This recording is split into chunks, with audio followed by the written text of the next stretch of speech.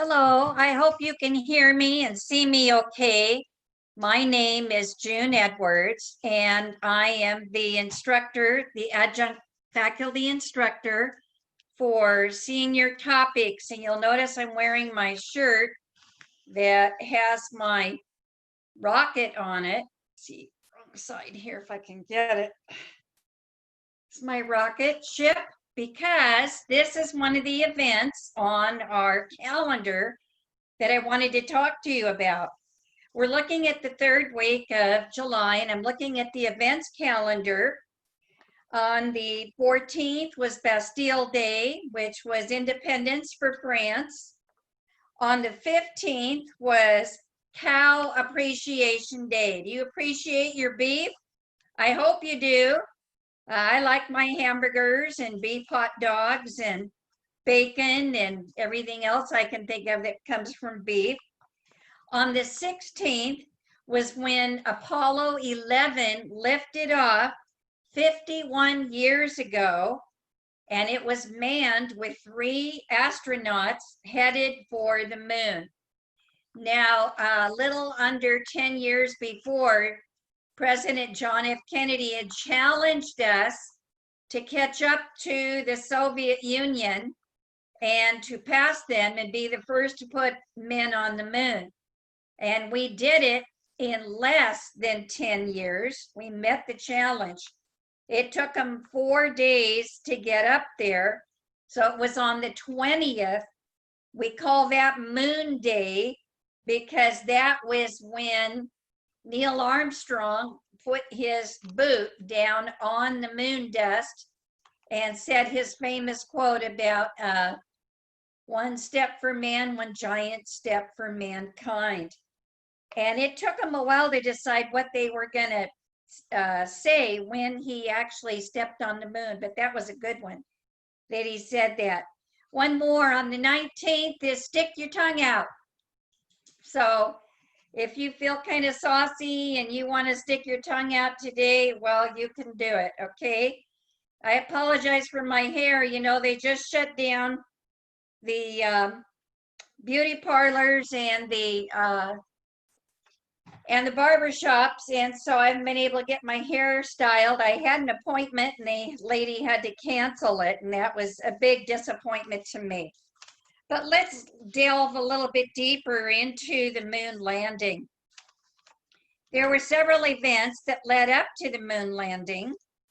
In 1957, the Soviet Union had launched a Sputnik satellite, was the first man-made object that could orbit the Earth. And then in November the same year, they launched a dog into space, and the dog unfortunately died a few hours after takeoff from overheating and panic. The United States in January of 1958 launched our first satellite called the Explorer. And then March of the same year, a Vanguard satellite, which continued to transmit data for 3 years. 1959, we had the first monkeys to survive a space flight. They returned to Earth after being launched in a Jupiter missile from Cape Canaveral. It was still called Cape Canaveral then. In April of 1961, the Russian cosmonaut, Yuri Gagarin orbited the Earth once and became the first man in space. Alan Shepard in May, a month later, was the first American in space. We were just always a little bit behind. On May 25th, 1961, President John F. Kennedy addressed Congress and challenged the nation to put a man on the moon by the end of the decade, before 1970. 1962, the American John Glenn orbited the Earth 3 times. And then later, Wally Schirra orbited the Earth 6 times. In 63, cosmonaut Valentia Tereshkova became the first woman in space. And then in 64, Ranger 7 transmitted the first close-range images of the moon. 65, Ed White performed America's first spacewalk. We were starting to catch up. The USSR's Luna 9 became the first spacecraft to perform a soft landing on the moon. Luna 10 became the first satellite to orbit the moon. In '66, America's Surveyor 1 soft landed on the moon. In '67, 3 U.S. astronauts, Gus Grissom, Ed White, and Roger Chaffee, were killed when a fire ignited in their Apollo 1 capsule while performing a test on the launch pad. We go back down here, several more things happened, and it was July 16, 1969, that Apollo the 11th blasted off from Cape Kennedy with Neil Armstrong, Edwin Buzz Aldrin, and Lieutenant Colonel Michael Collins, who was the pilot, on board.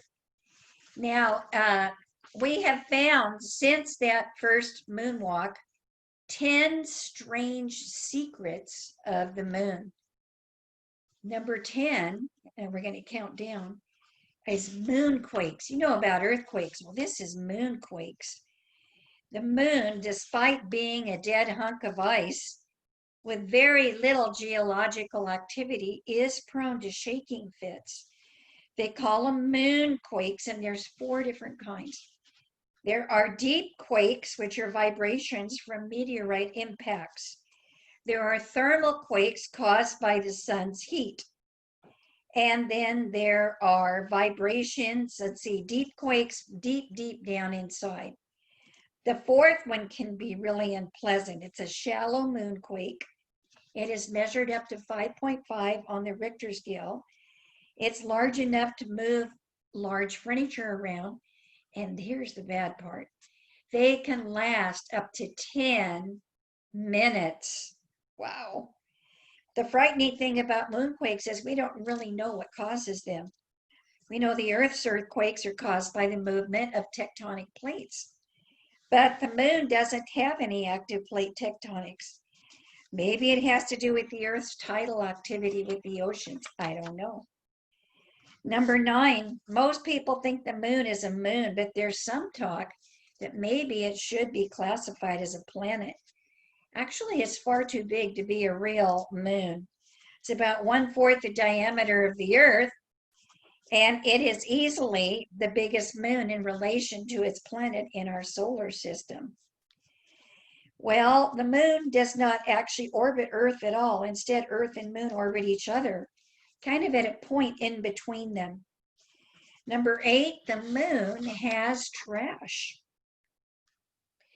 Everybody knows that man has been on the moon, but not everybody knows that he has treated the place like a picnic area. Over time, the astronauts who visited the moon have managed to leave quite a bit of trash. There are estimated 400,000 pounds of man-made material lying around the moon. And it's debris from various experiments, space probes, and lunar rovers. And there's also real trash, such as astronaut poop containers, and that's pretty gross. Number 7, the moon is a burial ground. Eugene Shoemaker, a famous astronaut and geologist, was something of a legend in his field. He invented the scientific research of cosmic impact, and he came up with the methods and techniques the Apollo astronauts used to research the moon.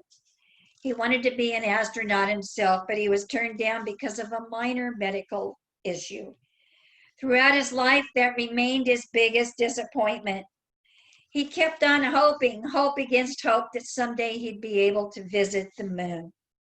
He died, and when he died, NASA fulfilled his most precious wish.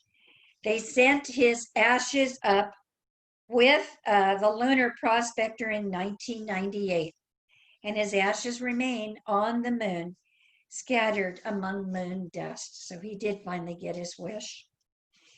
Counting down to 6, there are lunar anomalies. Some of the pictures taken by various vessels show some strange things on the moon's surface. Looks like artificial constructs that range from tiny canister-like shapes to something called the shard, which is a towering structure that is 1 mile 5,282 feet tall.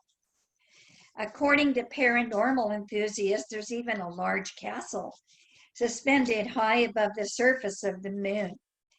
Does it mean that at one time there was an advanced culture that lived on the moon and built complicated structures? NASA hasn't really had time to look into these strange theories. And we don't really know if the images were doctored by conspiracy theorists or if it's for real. We'll just have to keep wondering about that one. Number 5 is moon dust. It is a surprising danger. Sand gets everywhere on Earth. But on the moon, lunar dust is as fine as flour, but very rough, and it clings everywhere because of the moon's low gravity. It has eroded astronauts' boots almost completely through. It has sandpapered their visors. It has traveled inside the ships with the spacesuits and caused what they call moon hay fever in the poor astronauts that have inhaled it. Prolonged exposure to the stuff could cause airlocks to fail and spacesuits to break down. And what does it smell like? Gunpowder. Yes, that's true. It smells like gunpowder. Number 4, difficulties with low gravity. The gravity on the moon is only 1/6 of that on Earth, but moving on it on the moon is not easy. Buzz Aldrin said the moon was actually an extremely difficult environment to move in. The spacesuits were clumsy, and their feet sunk in about 6 inches in the moon dust. A person's inertia resistance to change in movement on the moon is high. Things got difficult if people wanted to change direction or move faster. If they wanted to move faster than slow kangaroo walking, they had to jump in clumsy kangaroo-like bounds, kind of like boom, boom, boom, like that. The terrain is full of craters and tripping hazards, and they were known to fall over. Number 3, it's a strange thing about how the moon originated. Where did it come from? We don't really know, but there's a few guesses. There's 5 main theories. The fission theory says the moon used to be part of our planet and got separated. Another one, the capture theory, says the moon was just wandering around the universe, got caught into our gravitational field. Other theories say our satellite was condensed from a bunch of asteroids, or the remains of Earth's collision with an unknown Mars-sized planet. The most likely candidate these days is the ejected ring theory. According to this version, a protoplanet called Theia collided with Earth, and the debris eventually condensed into the moon. And I have an artist's rendition. Kind of a cool picture, isn't it? Maybe that's what happened. Nobody really knows. Okay, moving on. The moon and sleep. The moon's effect on Earth and vice versa cannot be debated, but it also affects human beings. Many believe the full moon brings out crazy behavior in people, although science has not been able to offer proof that yes, it does or no, it does not. They have confirmed, though, that the moon can disturb our sleep cycle. In a volunteer-based experiment in Switzerland, they found that the moon, the phases of the moon, affects human sleep cycles. And the worst night's sleep is usually during a full moon. Maybe that explains the whole full moon craziness theory. If you can't get a good night's sleep, it makes sense that time would seem quite strange.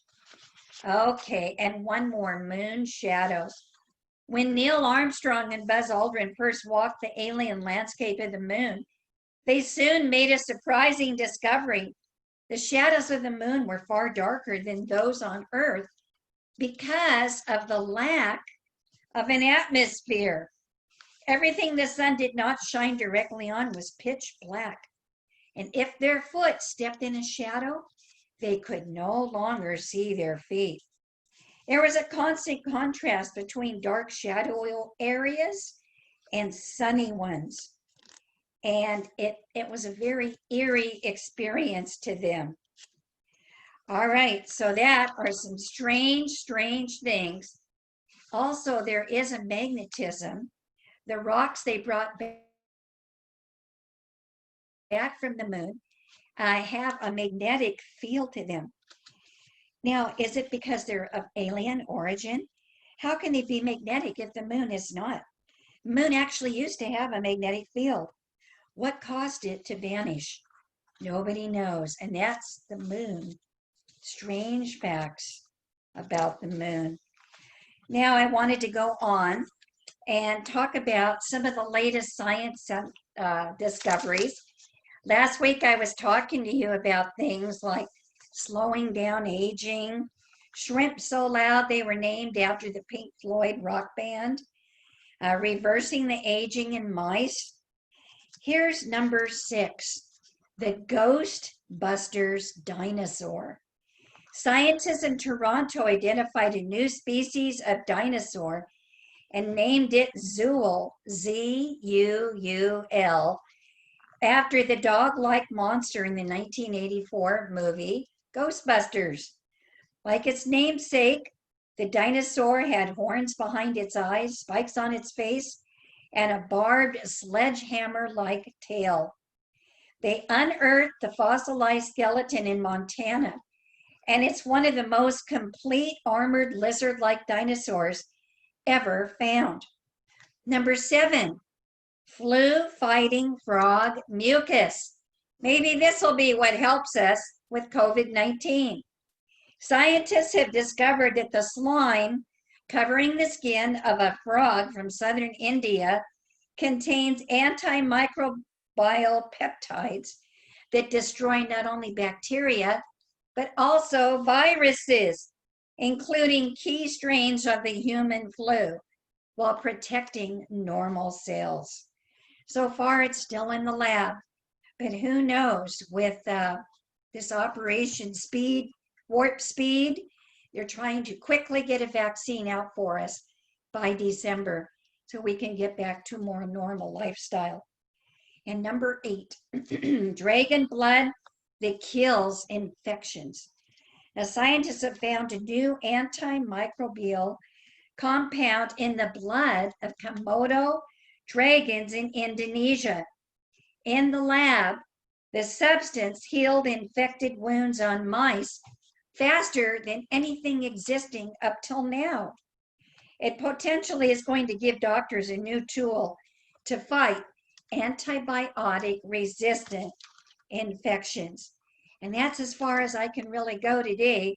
We'll have to continue with more sci-fi and science, not science fiction, but science facts that we're learning about from our discoveries. Now, we were talking about taking an armchair trip, and we still have a few minutes. We have about 15 minutes left. I think that what we want to do is get on our imagination hats, and we want to think for a few minutes about a trip to the south, to the southeastern part of the United States. And since we just went to the northeastern states and the mid-Atlantic states last week, I think this week we need to pare down our budget. So I am going to have us imagine the top 10 free attractions and things to do in the Southeast United States. And this information I found from a website called TripSavvy.com. Trip Savvy, spelled SAVVY.com. And I do have some pictures to show you. I haven't had a chance to get with my daughter and her husband yet and learn PowerPoint. I will get there, guys, but so far we're still doing it the old-fashioned way. The Southeast U.S. is generally a budget-friendly destination. There are hundreds and hundreds of interesting fun and free things to do, including some of the region's top attractions. The first one we're going to look at is over 2,500 miles of coastal beach, stretching from Virginia to Louisiana. And if you plan it right, going to the beach does not have to cost a dime. Think of all the things you can do for free on this beautiful, beautiful beach. And Cape Hatteras National Seashore on the Outer Banks has 70 miles of often uncrowded wilderness beaches and, get this, free parking. Wow, don't get that here, folks. You can stroll the boardwalk, you can go to the beach. Myrtle Beach Boardwalk also has all kinds of free attractions and music and free shows and sand displays and all kinds of things. The next one we're going to look at is Mount LeConte in the Great Smoky Mountains National Park. Here's the Smoky. Now, the Smoky National Park actually straddles both Tennessee and North Carolina. They usually get between 8 to 10 million annual visitors. And with your senior pass, which costs $10 for life, you can get a whole carload of your friends and family in for free. Well, whoopee, we can take a bus from our facility and go in there for free. How about that? And with our imaginations, there's no airfare. That's pretty good. A lot of people go there for the spring flowers. And they also go to see the changing of the colorful leaves. Now, the next one we want to look at is the birth home of Martin Luther King Jr. This is a national site, and you can go there and see where he was born.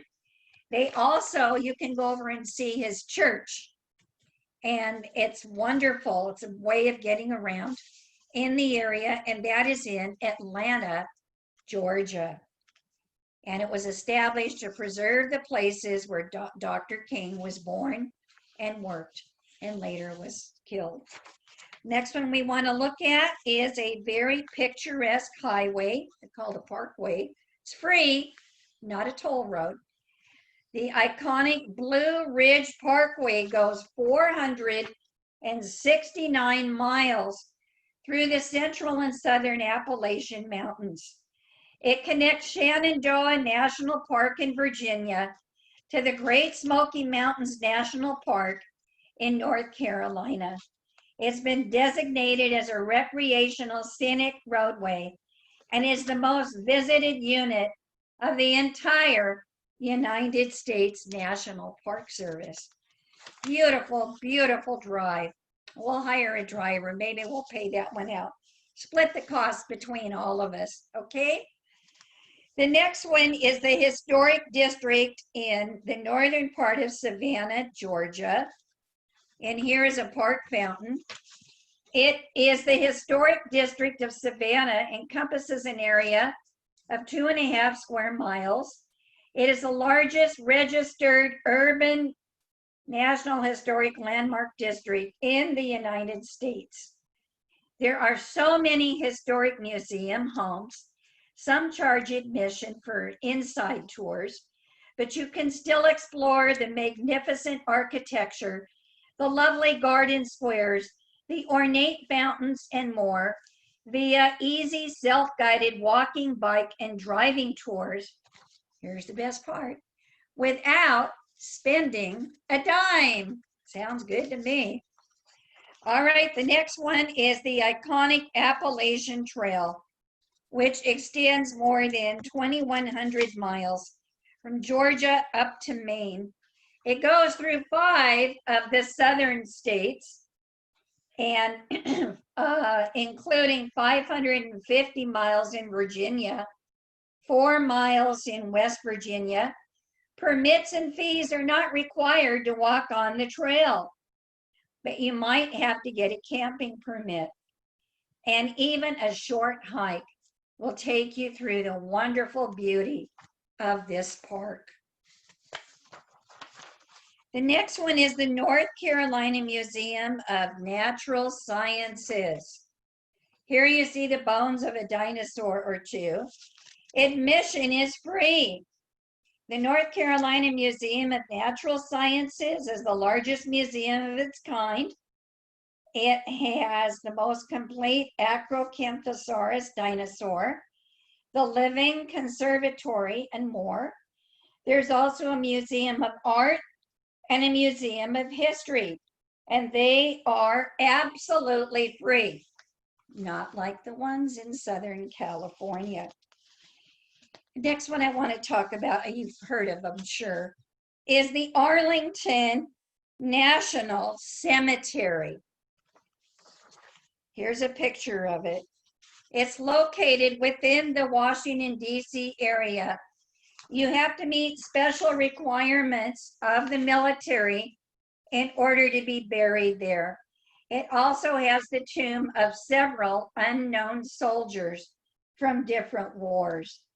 It is a hallowed ground, an interesting, powerful, and memorable experience. There is no fee to visit the grounds, and several famous people have been buried there. Then we go to the Centennial Olympic Park's Fountain of Rings. Atlanta is the only southern city to host the Olympic Games. They hosted them in 1996, the Summer Olympic Games. The Centennial Olympic Park was later redesigned for daily public use. And it's located in the heart of downtown Atlanta, across from the Georgia Aquarium and the World of Coca-Cola. Now, if you go to the Coca-Cola Museum next to it, they have all kinds of Coca-Cola memorabilia.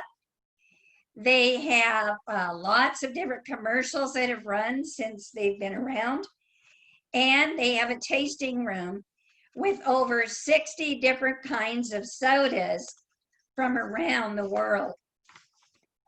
Okay, the last one that I want to talk to you about is the world's longest yard sale. It's free to look. This yard sale stretches over 650 miles and has grown to become the largest event of its kind. And there are so many different bargain shoppings that you can do. And it is a standout event. You never know what you're going to find there. Can you imagine? 650 miles. Where is it? It is, where does it say? In the Fentress County Chamber of Commerce. And that is in, where does it say? Doesn't say where it is. I think it's in Atlanta, though, along with the other. There are so many more things that we could do on our trip. It's been a pretty whirlwind experience. I'm so glad that you came along with me to experience part of the South. You know, they have the best different kinds of regional barbecues. They have Creole cooking in Louisiana, in New Orleans. And of course, they have the French Quarter with lots and lots of wonderful jazz. They have grits. They have biscuits and gravy. And who can forget their sweet tea on a hot, humid day in the South. Thank you so much for joining me. And we'll see you again next week. Maybe I'll even be able to get my hairstyle by then. Who knows? Anything's possible. Bye. Have a good rest of your week.